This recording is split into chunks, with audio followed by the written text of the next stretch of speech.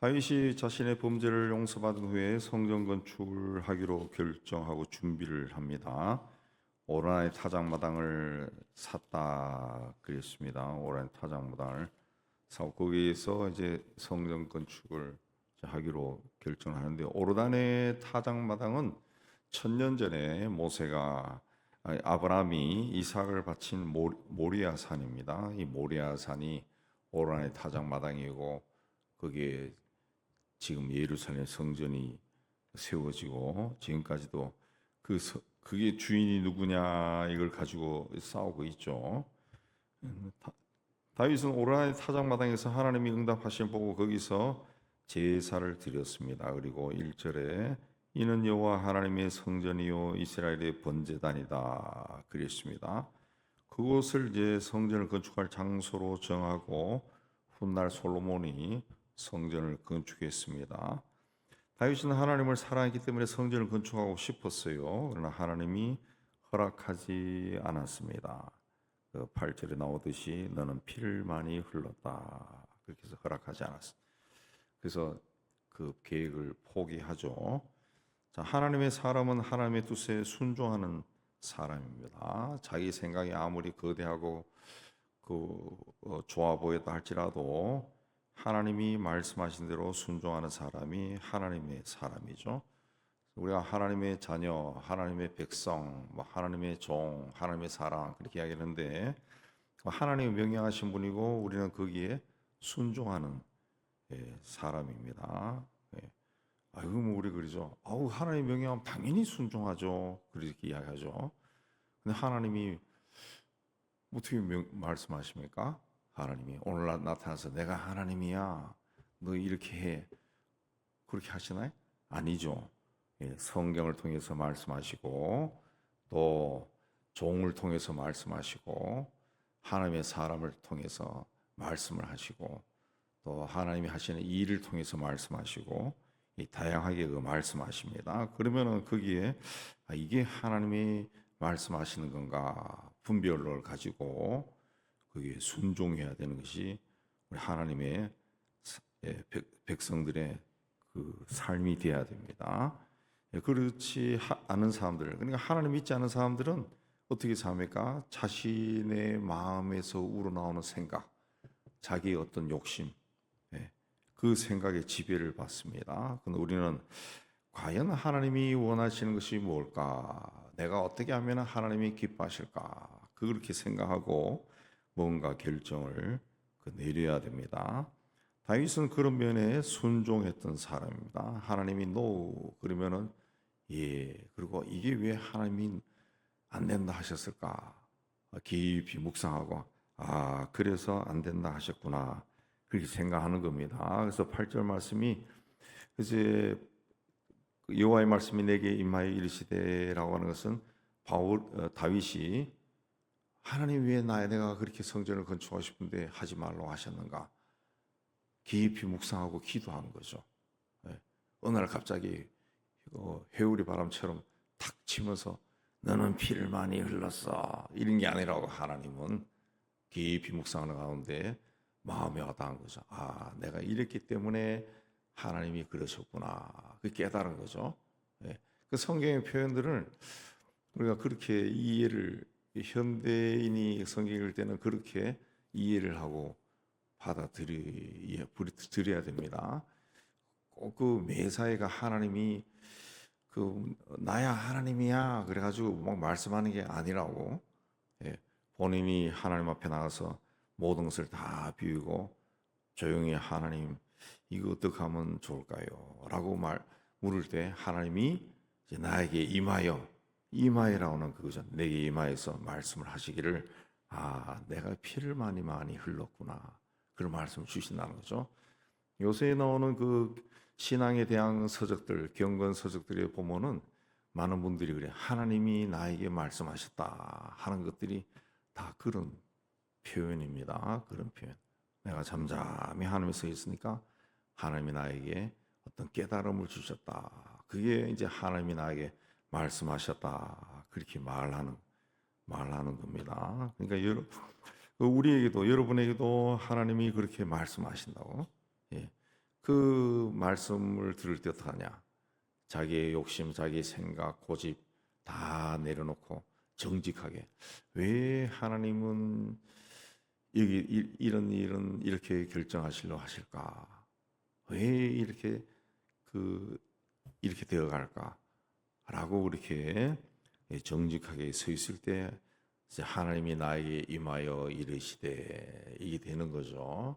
근데 자기 욕심, 판단, 고집 막 이런 것이 들어가 있으면은 하나님이 나에게 그때 하나님이 나에게 임하여 이르셨다.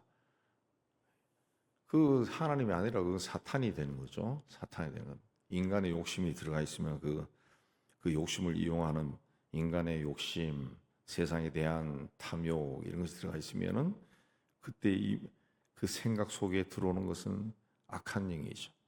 예. 가룟 유다가 예수를 팔려고 하는 마음을 먹었을 때 사탄이 들어와서 충동질 시키잖아요. 예. 그런 것은 이제 그냥 그걸 이제 분별하며 사는 것이 굉장히 중요하죠. 그리고 그야말로 마지막 때의 마지막이라 하는 시대를 우리가 사는데, 이런 시대에 사는 사람에게는 정말 그것이 굉장히 중요합니다. 굉장히 중요합니다. 자, 하나님을 위해 뭔가를 하고 싶어하는 마음 사람들 다 가지고 있다는 거죠. 그래서 내가 하나님을 위해서 이런 생각을 가지고 있는데 그게 이루어지지 않으면은 마음이 불편해져. 네. 그러면 그게 하나님의 뜻일까요? 아니죠. 자기의 욕심이었다라는 거죠. 마음이 불편해졌다 하는 하나님의, 이게 뭔가 그쪽으로 되어갈 때 막 그게 막 불편한 거야. 그래서 내가 안 되게 막 꺾어버려. 네. 그거는 하나님의 뜻이 아니라는 것이. 하나님이 내가 원하는 방법대로 안 해도 그게 그 순종하는 마음이 있으면은 하고 따라가는 것이 하나님의 사람의 마음입니다. 그렇지 않은 것들은 거의 대부분이 자기 생각이죠. 고집이에요. 그래서 안 되면은 막 속상해하고 원망도 나오고 짜증도 나고 막 그런 겁니다. 그래서 그런 부정적인 마음이 생겼을 때는 자기를 다시 봐야 돼. 보고 내 안에 생기는 이런 그런 마음들을 예수 이름으로 털어내야 되는 겁니다. 내가 생각하는 것이 진정으로 하나님의 뜻이라면은 잠잠히 기다리면 되는 겁니다. 다윗에게는 그것이 있었다라는 겁니다. 하나님을 향해서 많은 계획이 있었지만은 그걸 이룰 수가 없는 거예요. 이룰 수 없어요. 그러자 그는 어떻게 합니까? 자기가 할 수 있는 일을 해요. 자기가 할 수 있는 일을 해요. 그 준비를 하는 거죠. 준비를. 오늘 말씀도 보면은 수많은 건축 자재를 준비를 하는 겁니다. 자기가 할 수 있는 것을 한다는 거죠. 하나님이 건축은 할 수 없다 그랬지만은 건축 재료 준비하는 것은 막지 않으셨잖아요. 아니셨죠. 그러니까 준비를 기쁨으로 하는 겁니다. 준비를 기쁨으로 하는 거죠. 근데 그 준비만 하고 물러서라 그러면은 재미있는 사람이 어디 있겠어요? 그러면 준비도 안 할 수도 있겠죠. 그러나 하나님에 대한 사랑이 있는 사람은 준비만 하라 해도 어떻게 나 같은 사람이 준비만 할 수 있을까? 하나님이 나에게 준비를 시키는구나. 기쁨으로 할 수가 있는 거죠. 기쁨으로 할 수가 있는 거죠. 우리나라가 오늘날 이렇게 살 수 있게 되었다라고 하는 것은 이제 우리 아버지 세대, 할아버지 세대가 열심히 일한 거죠. 그 당시에 우리가 다 학교 다니면서 노래 불렀지만은 잘 살아보세 이런 노래도 있었고, 그냥 어떻게 하면은 그 지도자가 백성들이 가르친 것이 그거예요. 우리도 한번 잘 살아보자. 후손들에게는 잘 사는 나라를 물려주자. 그분들은 그 잘 사는 걸 별로 경험 못했다고. 그냥 그렇게 열심히 일하다가 세상 떠난 사람들 많아요. 우리 시대에 아버지 세대는 과로로 세상 떠난 사람들이 상당히 많습니다. 일하다가. 그렇지만 후손들이 잘 산 거죠. 잘 사는 거죠. 그때 열심히 살았죠. 열심히 준비하고 살았죠. 다윗이 바로 그런 사람입니다. 3절에 보면은 철을 많이 준비하고 무게를 달 수 없을 만큼 심히 많은 놋을 준비했다. 많이 준비하고 심히 많이 준비했다. 4절에도 무수히 준비했다. 예. 또 예. 많이 다윗에게로 많이 수운하여 왔다. 배로 날라왔다는 거죠. 예. 5절에도 보면은 다윗이 죽기 전에 많이 준비하였다. 많이 준비했다. 14절에 보면은 심지어는 환난 중에도 여호와의 성전을 위해 심히 많이 준비하였다. 그랬습니다. 무조건 많이 드린다고 해가지고 하나님이 기뻐하는 것이 아니라 다윗이 준비했다라고 하는 것은 하나님을 사랑했다는 거죠. 이 하나님의 성전만큼은 잘 지어야 되는데 라는 마음으로 많이 준비하고 그렇게 했다는 거죠. 과시하고 싶은 마음으로 드린 것이 아닙니다. 형편이 벅차도록 준비한 것이 아니라 자기가 할 수 있는 대로 최선을 다해서 준비했다 그랬습니다. 그래서 오늘 말씀 보면은 여호와의 이름으로 그렇게 준비했다 그랬습니다. 그래서 5절에도 보면은 여호와를 위하여 건축할 성전, 여호와를 위하여. 6절에도 여호와를 위하여 성전 건축하기를 부탁하고, 7절에도 여호와의 이름을 위하여 성전을 건축할 마음이 있었으나, 하나님의 이름이라는 거죠. 하나님 이름. 자기 이름을 내기 위해 그런 일을 하지 않았다는 거죠. 오직 하나님을 위해서 그렇게 했다. 훗날 이제 예수님 시대에 예수님 태어나기 전부터 헤롯 대왕이 성전 건축을 했죠. 성전 건축을 한 60년 정도 걸렸나? 성전 건축을 했어요. 왜 성전 건축을 했습니까? 헤롯은 자기 이름을 위해서, 자기 이름을 위해서. 그리고 그 유대인들에게 환심을 사기 위해서. 헤롯은 유대인이 아닙니다. 에돔 사람이죠. 에서의 후손인데 그 유대인들에게, 이스라엘 백성들에게 환심을 사기 위해서 자기가 유대인이 아닌데도 유대인들의 땅을, 유대인들을 지배하는 왕이니까 환심을 사기 위해서 성전을 건축하고, 그 하나님 이름을 한 것이 아니죠. 그래서 짓고 완공되고 얼마 되지 않아서 무너졌어요. 다 무너져 버렸어요. 다 무너져 버린 겁니다. 그러니까 하나님의 이름을 위해서 해야 된다라는 겁니다. 그렇게 할 때 그게 오래 가는 거죠. 오래 가는 거죠. 우리가 무슨 일을 해도 하나님의 기쁨을 위해서 일하면은 그것이 무리가 되지 않고 이름이 오래 가는 겁니다. 이름이 오래 간다. 그랬습니다. 다윗이 그 솔로몬에게 왕위를 물려주고 성전 건축을 부탁하면서 죽음을 맞이했을 때, 다윗이 70인데 70세에 죽었는데, 그때 솔로몬의 나이는 대략 20살 전으로 봅니다. 그러니까 성전 건축을 준비할 때는 10대로 보는 거죠. 10대. 그래서 다윗이 그렇게 말하죠. 내 아들이 어리다. 어리고 5절에 어리고 미숙하다. 미숙하다. 그 다윗의 아들은 19명이고 또 공식적인 아들은 19명이고 첩의 아들이 또 있다 그랬습니다. 굉장히 많습니다. 아들이. 서울상 계산해 봐도 솔로몬의 형에 해당되는 사람이 성경에 9명이 나옵니다. 바세바에서 태어난 형들도 여러 명입니다. 3명인가 4명 됩니다. 같은 어머니에서 태어난 형들도 있습니다. 근데 솔로몬이 성전을 건축하도록 하기 위해서 이제 준비하니, 그러니까 이 성전 건축할 때, 준비할 때 나이가 어렸다는 거죠. 나이가 어렸다. 너무 어린 나이가 나중에 이런 준비도 제대로 못할 것 같으니까 다 준비해 놓는 겁니다. 다 준비해 놨다 그랬습니다. 그래서 성전 건축을 아들에게 부탁을 하는 겁니다. 불러가지고 솔로몬아 해서 6절에 불러가지고 이제 성전 건축을 부탁을 하면서 11절에 여호와께서 너와 함께 하시기를 원한다. 함께 하신다라고 하는 것은 하나님을 항상 모시고 살아라 그 이야기죠. 항상 하나님을 의식하면서 살아라 그랬습니다. 예수님이 세상에 오신 후에 오실 때 약속이 임마누엘이죠. 임마누엘. 하나님이 우리와 함께 하신다. 근데 우리 예수 믿는 사람들이 하나님이 나와 함께 하신다는 것을 항상 의식하지 않습니다. 의식하지 않. 그러니까 예수 믿으면서도 성질 다 내고 고집 다 부리고 때로는 거짓말도 잘하고 남에게 상처도 잘 주고 그러죠. 왜? 하나님이 나와 함께하는 걸 못 느끼기 때문에 못 느끼.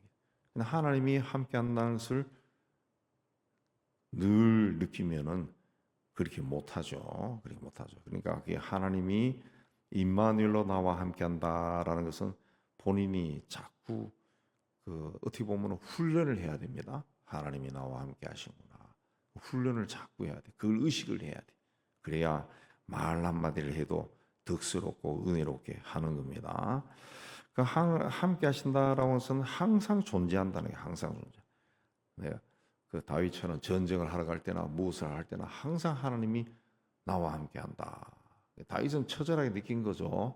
전쟁에서 이길 수 없는 전쟁을 이기고 피할 수 없는 그 추격을 피하고 또 후에 밧세바를 취할 때도 하나님이 나를 보고 계셨구나 깨달은 거죠.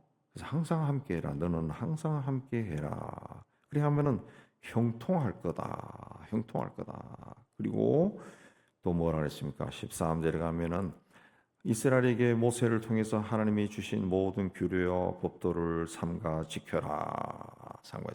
하나님의 말씀을 반드시 지켜라. 말씀을 삼가 지켜라. 두 손을 모으고 지켜라는 거죠. 모든 규례와 법도를 말씀을 하나하나 다 지켜라. 그렇습니다. 지킨다라고 하는 것은 이질적인 것을 막아내고 지킨다는 겁니다. 지켜라. 그러니까 하나님이 주신 말씀을 자꾸 거기에 어떤 해석을 더하지 말고 그대로 지켜라. 그랬습니다. 그래서 우리 한글 성경이 이제 옛날에 우리 할아버지 140년 전에 할아버지 세대들이 이제 할아버지들이 번역할 때 이제 텍스트가 제대로 없잖아요. 히브리어 헬라도 없고 뭐 그 당시에 그 어른들이 그걸 뭐 알 수 있는 것도 아니고 영어 성경도 별로 없고 그러니까 한문 성경을 보고 다시 한글로 번역한 거라. 그래서 지금도 그 잔재가 남아 있는데 그래서 성경이 보면은 단어들이 어려운 것들이 많습니다. 오늘 말씀도 방백이란 말도 나오고 이게 우리가 쓰는 우리 한국 사람들이 쓰는 단어가 아니에요. 굉장히 많습니다. 그런 것들이 상당히 많습니다. 그래서 이제 우리 시대에 이르러서 이제 정보가 발달하고 우리가 신학교 다닐 때 80년대 중반에도 그런 것들이 많이 접할 수가 없었어요. 배우기는 배웠지만 흔하지 않았어요. 흔하지 않았어요. 영어 성경들이 좋은 것들이 조금 들어오기 시작할 무렵이고 근데 우리 세대 사람들이 이제 그걸 이제 접하면서 뭔가 막 갈급함이라는 거죠. 왜냐하면 한글 성경하고 영어 성경하고 대조해서 읽어도 번역이 왜 이렇게 돼 있을까? 이렇게 하면 더 시원할 텐데 그런 게 많거든요. 그래서 공부를 열심히 한 사람들이 히브리어와 헬라어 원전을 보고 또 유대인들의 또 성경, 유대인들이 보는 히브리어 성경도 보고 이렇게 연구해서 번역을 하고 한 성경들이 있습니다. 그 성경들이 일반인도 사볼 수도 있는 것들도 나와 있고 히브리어에서 직접 번역한 성경 그런 게 있을 거예요. 이거는데 왜 그런 게 나오냐 하면은 바로 이 지킨다는 겁니다. 지킨다가 샤마르인데 샤마르가 이질적인 것을 섞지 말라는 거예요. 섞지 말고 하나님이 주신 말씀은 A, B, C, D 그대로다. 그대로 해라. 그랬습니다. 그래서 귀신을 쫓아낼 때도 그 성경에 나오는 말씀 그대로 하라는 거지. 그대로 하라. 그 신부들이 그 세계적으로 인정받는 그 축사하는 신부들이 있어요. 마귀를 쫓아내는, 악령을 쫓아내는. 여러분 엑소시스트라는 유명한 영화 있었잖아요. 악령을 쫓아내는 신부들을 뭐라 그럽니다. 제가 잊어버렸는데 그 사람들이 전 세계에 몇백 명밖에 안 됩니다. 많지 않습니다. 다 하는 게 아닙니다. 몇백 명인데 그 사람들이 그 악령을 쫓아낼 때 쓰는 말이 그 성경 원어입니다. 원어, 라틴어로 하더라고. 라틴어로 하고 아니면 헬라어로 하고 예수님이 했던 단어를 그대로 쓰는 겁니다. 그대로 쓰는 거예요. 그대로 한다. 예. 말씀은 그대로 지켜야 되는. 거기에 자꾸 자기 생각이 들어가면은 변질돼 버립니다. 변질돼. 자기 생각이 인간이 아무리 똑똑해도 뭐가 똑똑해요? 똑똑한 거 하나도 없어요. 하나도 없어요. 평생 공부해도 모르는 거 천지라. 본인이 우리 한국 사람들은 교회에서 어떤 직분 얻으면 그게 신앙이 성숙한 걸로 착각합니다. 그 직분이 다 없어야 돼. 없어야 돼. 그래서 그게 자꾸 우리 세대에 태어나요. 그러니까 교회의 어떤 한국 교회 모순을 보니까 우리 세대는 그걸 못했어요. 눈치 보느라고. 우리는 군대 가서도 두들겨 맞았던 세대입니다. 학교도 다 시험 쳐서 들어간 세대고 중학교부터 다 시험 쳐 들어갔고 군대 가서도 우리는 두들겨 맞았어요. 고참들인데 무지막지하게 두들겨 맞았어요. 근데 우리 때에는 우리 부하들 때리면 영창을 갔어요. 우리는 두들겨 맞고 두들겨 패지를 못했어요. 학교는 시험 쳐 들어가고 우리 후배들은 또 공짜로 들어왔어요. 막. 그 이상한 세대에 걸쳐 있어요. 우리는 걸쳐 있는데 우리는 그걸 알면서도 못했는데 우리 밑에 후배들이 10년, 20년 후배들이 그걸 실천하는 거예요. 뭐 행동을 옮기는 겁니다. 그래서 교회도 이제 그 본인이 장로교 출신이고 뭐 이런데도 교회 직분이 다 없어. 다 없애버렸어요. 다 없어요. 목사 하나만 있고 목사도 형제라 부르라 그러고 그 이제 그런 운동들이 우리나라에도 많이 일어납니다. 메소나이트라 그러나 그런 그룹들이 자꾸 생겨납니다. 그래서 앞으로의 시대의 교회는 어떤 대형 교회를 해가지고 교회를 짓고 그 강북에도 그 교회 자체도 지금도 너무 좋은 교회인데 그걸 또 헐고 또 짓는 그 정신 나간 사람이 있어요. 그런 시대를 못 읽는 거예요. 못 읽어요. 지금 시대는 미래학자들도 그러고 교회 그 연구하는 학자들도 그러고 강소 교회입니다. 강소 작지만은 굉장히 하나님의 말씀에 단단하게 서 있는 교회. 어떤 것에도 넘어지지 않는 교회. 그런 교회 시대가 왔다. 그렇게 이야기합니다. 그래서 어떤 특징 하나를 딱 붙들고 있으면은 그걸 좋아하는 사람은 그쪽으로만 가는 거예요. 그쪽으로. 그래서 그 강소교회입니다. 그게 아마 주님이 오시는 어떤 징조인 것 같아요. 징조. 그런 강소교회, 작지만은 단단한 교회. 그렇다고 해서 쉽게 무너지지 않는 교회. 저도 그런 교회 몇 개 알고 있는데, 다이리 교회를 뭐 짓고 살 그런 형편은 없어요. 그러니까 월세가 나가더라고요. 들을 때마다, 그 월세가 어떻게 부담하냐. 그리고 그것만 없으면 참 좋은데. 그래도 그런 교회는 걱정 안 하더라고. 그거 다 채워져요. 강합니다. 굉장히 강합니다. 단단합니다. 흔들리지 않습니다. 그런 교회들이 이제 예수님이 재림하는 저는 징조라고 봅니다. 이제 예수께서 재림하시기 전에 이 세상은 영적으로 무지무지하게 혼란스러워질 겁니다. 지금 뭐 전쟁으로 물질적으로 이 혼란스럽지만은 앞으로는 영적으로도 혼란스러워질 거예요. 굉장히 혼란스러워. 평범한 사람들은 이게 성령인가 악령인가 구분 못할 정도로 막 혼란스러워질 거예요. 지금 벌써 그러고 있어요. 그러고 있어요. 사람들이 미혹에 막 쫓아다니자. 뭐라고 이 말은 안 하지만 개인적으로 찾아오면 내가 이야기할게요. 다 막 지금 미혹에 빠져 있다. 뭐가 뭔지 모르고 그게 옳다고 생각한다. 사람이 많이 모이면 그게 옳다고 생각하고 하나님이 있다고 생각한다. 그거 아닙니다. 말씀에서 벗어나지 말라. 그래서 지켜라. 그대로 지켜라. 모든 규례와 명령하신 모든 규례와 법도를 삼가 행하라. 삼가 행하라. 그렇습니다. 예, 삼가 행하라가 샤마르입니다. 샤마르. 그러면 형통하리니 강하고 담대하여 두려워하지 말고 놀라지 말라. 그렇습니다. 강하고 담대하고 놀라지 말라. 어떤 일이 있어도 강하고 담대하고 놀라지 말라. 그렇습니다. 그래야 이긴다. 이 모든 유혹을 물리친다. 그렇습니다. 우리도 이제 앞으로 이 시대가 이런저런 시대가 되고 거짓이 참말로 변하고 막 거짓 영이 참 영인 것처럼 횡행하고 보통 사람이 막 견디기 힘든 막 그런 시대가 점점 되어 올 겁니다. 어느 날 오면은 이거는 그렇구나 해서 우리가 분별해서 나는 저기 안 가 그러지만은 이게 스물스물 오면은 나중에는 내가 거기 빠져 있는지 없는지도 모르고 넘어가요. 벌써 그런 곳들이 많아요. 뭐 좀 적나라히 하면 사이비 이단들이 다 그런 거 아니잖아. 그런 거잖아요. 거기 그냥 발을 담그고 있으면은 그게 뭔지 모르고 그냥 계속 쭉 가다가 그냥 끝나버리는 거예요. 조심해야 됩니다. 정통교회라 하는 교회들도 그런 이상한 곳으로 흘러가는 곳이 되게 많습니다.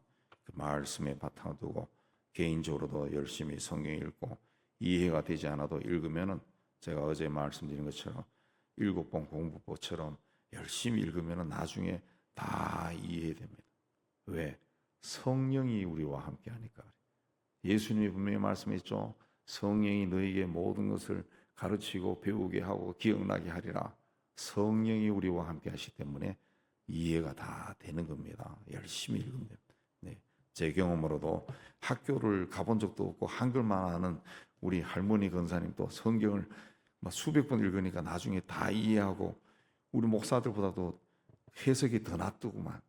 옛날에 신방 다니면서 보니까 말씀 안에서 주의 음성을 듣고 또 항상 생활 속에서 이게 정말 무슨 뜻인가? 내가 지금 바른 길을 가고 있는가?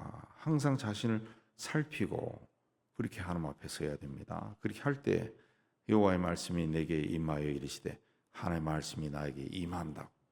이 은혜가 여러분이 넘쳐나기를 주님의 이름으로 축복합니다.